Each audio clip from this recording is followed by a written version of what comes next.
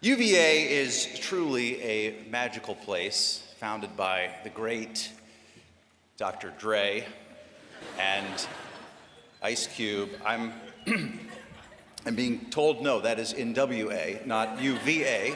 Apologies. My bad. Your founder, of course, is the great Thomas Jefferson, who wrote that he hoped the university would attract talented students from other states to come and, quote, drink of the cup of knowledge. And students were like, you had me at drink. As would be expected from an institution of this caliber, UVA has its share of famous and highly successful alumni, including Tina Fey, Edgar Allan Poe, and New York Jets offensive lineman DeBrickshaw Ferguson. Which means the question, what do Tina Fey, Edgar Allan Poe, and DeBrickshaw Ferguson have in common, actually has an answer. I did not know that. It is such a treat to be addressing you in front of the famous UVA Rotunda, which is now undergoing its fourth complete overhaul since its inception, making it the Rand Paul of UNESCO World Heritage Sites. The best thing about Virginia is, of course, your state motto, Virginia is for lovers, which explains why the mottos of Maryland, West Virginia, and North Carolina are all get a room. When I was invited to speak to you today, it was pretty obvious to me what was going on, so I'm not going to stand here with false modesty and pretend I don't know the real reason I'm here. I get it. This is Virginia, and I play the banjo. I grew up here in the South, and yet despite having many friends who attended this great institution, you might be surprised to know that my strongest tie to UVA is actually through show business. I was an actor on a sitcom called The Office for many years, and in one episode, my a cappella obsessed character, Andy Bernard, brought his own college a cappella group to Dunder Mifflin. This group was played by none other than your very own Virginia Hullabahoos, and we had a great time working together. Now, here's a slightly less well-known factoid. The wardrobe for Andy Bernard was actually inspired by student attire at the Foxfield races. Interesting side note, Andy Bernard was also supposed to appear in one season of The Office, and then they were going to get rid of him. But I'm proud to say that due to the character's popularity, they decided to bring him back, which is why I feel a special kinship with President Sullivan, who can best be described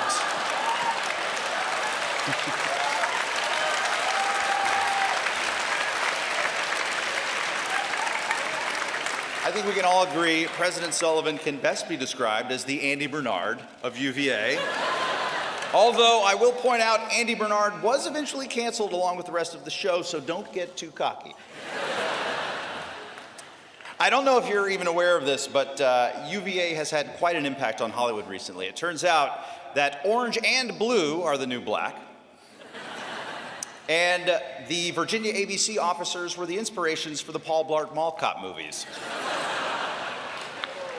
A lot of people think it's strange that a school with 21,000 students should have close to 15,000 secret societies, but I think it's fabulous. As a Freemason and Templar Knight and member of the Illuminati, I feel very at home here. Incidentally, last night I either joined a secret society or I'm now legally married to a goat in a purple hood.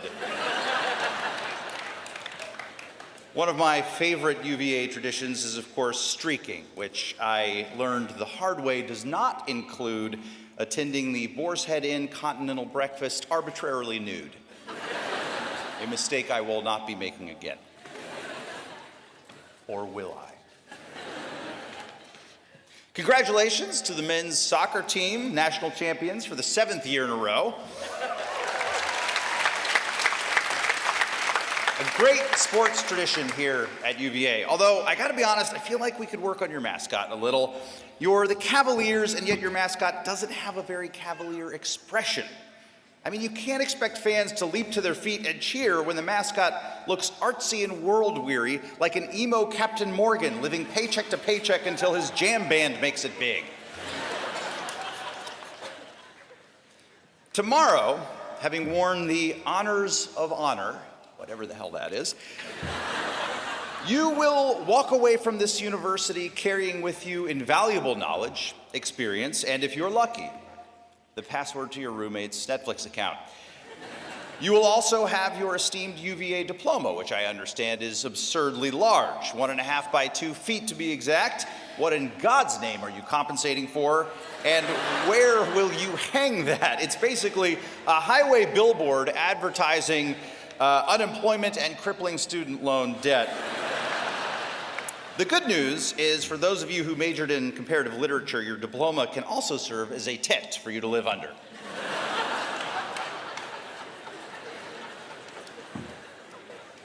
But enough about you. What about me, right?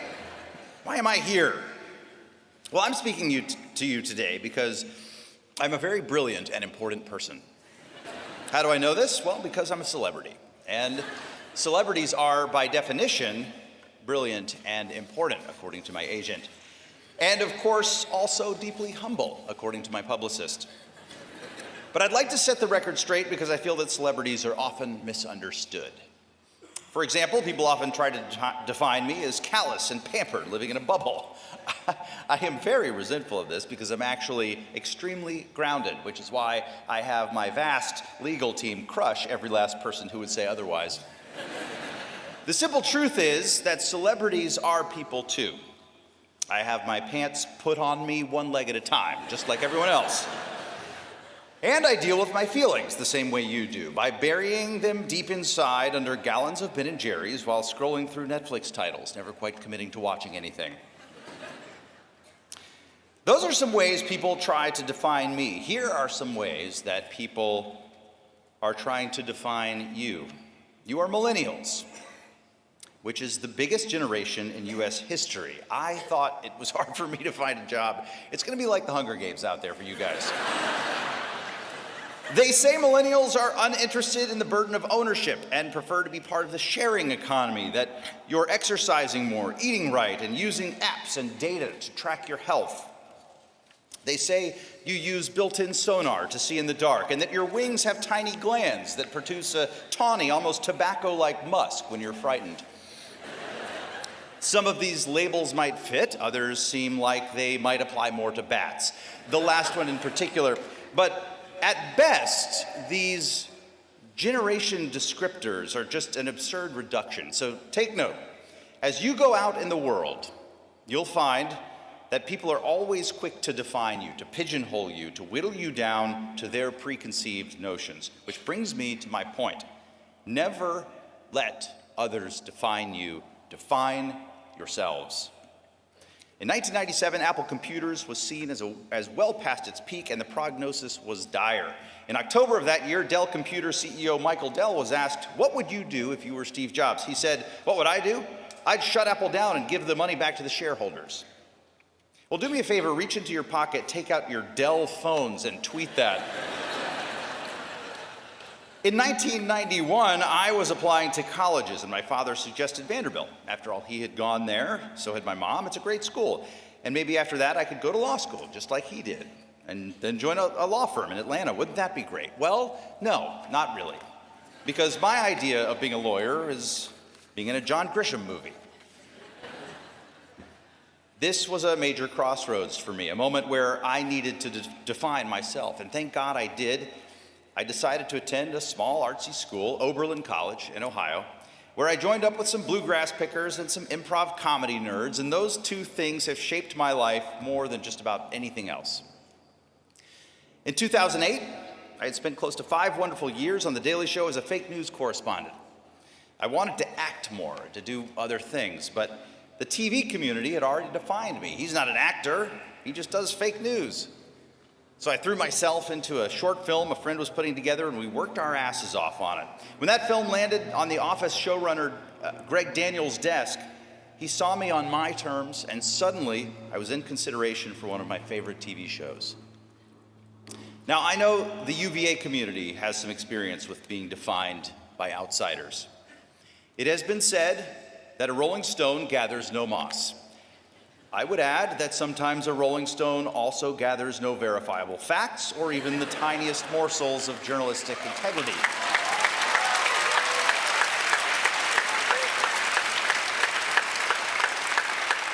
Rolling Stone tried to define you this year. As a result, not only was this community thrown deep into turmoil, but the incredibly important struggle to address sexual violence on campuses nationwide was suddenly more confusing than ever and needlessly set back. And sadly, Rolling Stone's rush to define is just the tip of the iceberg. We see it everywhere in the media. Less than 3 weeks ago, when Baltimore was erupting in violence, Erin Burnett on CNN argued with a local resident insisting the rioters be defined as thugs. Wolf Blitzer did the same thing. Over on Fox News, reporter Nick Vittert prattled on about how violent the people of Baltimore were, but City Councilman Nick Mosby wouldn't have it. In a testy exchange, he defined his own community, saying, "This is about the social economics of poor urban America. These young guys are frustrated, they're upset, and unfortunately, they're displaying it in a very destructive manner. When folks are undereducated, unfortunately, they don't have the same intellectual voice to express it in the way other people do, and that's what we see through the violence today." That's a much bigger, more complex analysis, and it strikes me as the real news story. Either way, the reductive labels aren't helping, and we better stop applying them because there are a lot of Americans in a lot of pain. Those riots weren't happening in Kiev or Benghazi. They happened a mighty pleasant 3-hour drive from right here. So does all of this mean Erin Burnett and Wolf Blitzer are bad people? I don't think so. We're all guilty of this. How many times do we label someone with our first impressions only to be proven wrong? The tattooed motorcycle guy who turns out to be a teddy bear, the buttoned-up coworker who actually knows how to party, or the mousy librarian who takes off her glasses to reveal she's a bloodthirsty alien from a distant galaxy. We try to define others with simple labels because it makes the world easier to understand. Behavioral economist and Nobel laureate Daniel Kahneman explained this in his amazing book, Thinking Fast and Slow, in which he wrote, "When faced with a difficult question, we often answer an easier one instead, usually without noticing the substitution." So clearly, other people are really bad at defining us. But sometimes these can also be great opportunities to examine and learn about ourselves. This may sound contradictory, but F. Scott Fitzgerald famously said, "The test of a first-rate intelligence is the ability to hold two opposed ideas in the mind at the same time and still retain the ability to function." And that's precisely what all of you did. This community didn't fall for the fallacy that just because Rolling Stone was wrong, everything here must be perfectly peachy. You all had the courage to understand you can be outraged at Rolling Stone and still ask yourselves some hard questions. When sexual violence does occur in our community, do we have the best possible protocols and resources available to our students? And UVA is charging forward to answer those questions, and you should be proud of that.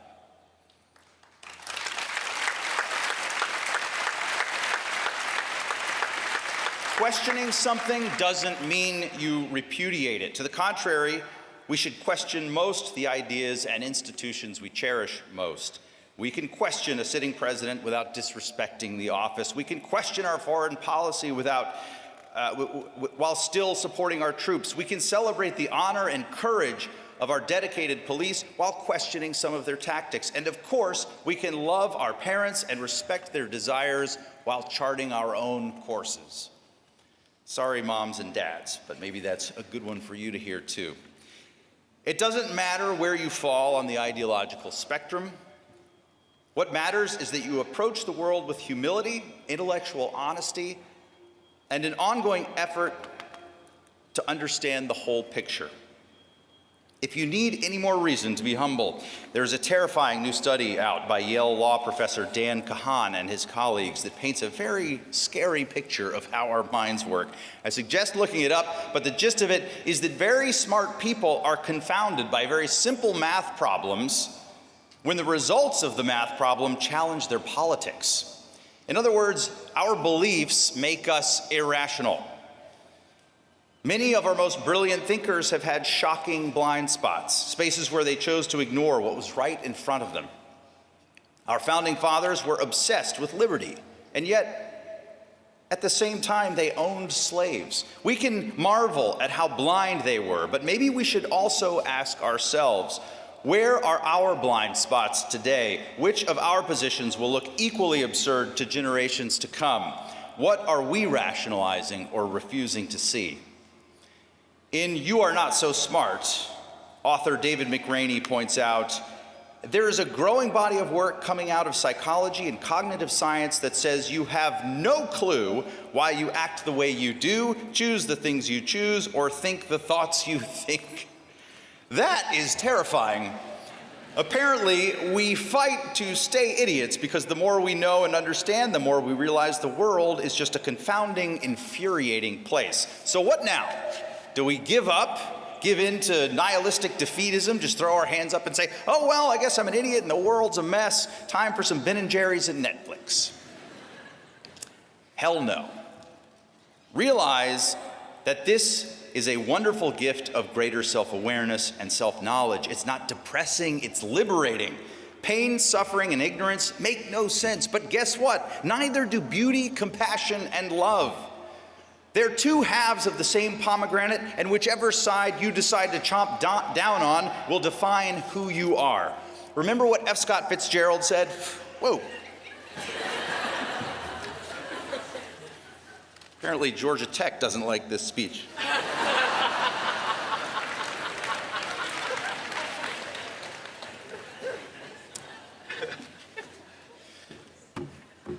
Where were we?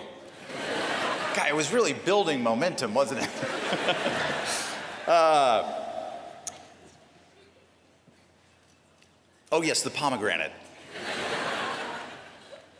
They're two halves of the same pomegranate, and whichever side you decide to chomp down on will define who you are. Remember what F. Scott Fitzgerald said? Well, this is the mother of all opposing ideas for you to hold in your head at the same time and still function. Here are a few more. The world is not a meritocracy, but merit still matters. The world isn't fair, but being fair still matters. The world is unkind, but being kind still matters, perhaps more than anything.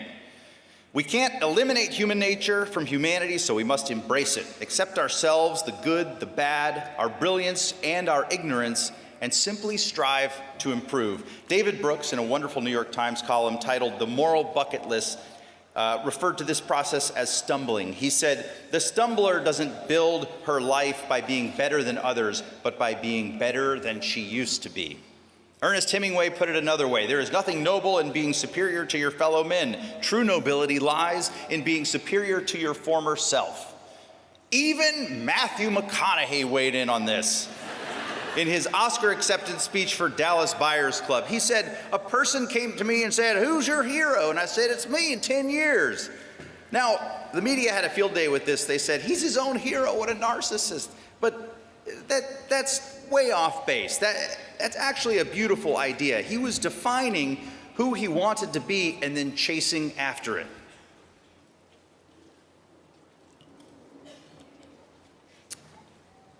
My compliments to Marco Rubio. Now, after digging deep, I realized that the person I really wanted to be is Matthew McConaughey. I mean, come on. That Texas charisma just washes over you like warm pancake syrup. Who do you want to be? You are going to be defined whether you like it or not. The question is, will you let others do it for you?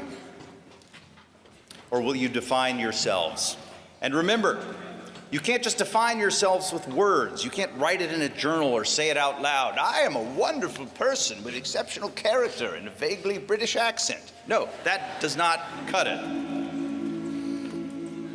We define ourselves by our actions, convictions, and responses to the world around us, and by the degree to which we take full responsibility for our lives. Now, whatever your backgrounds and wherever you're headed, you all have two things in common right now. You are graduating with a phenomenal education, and you are young.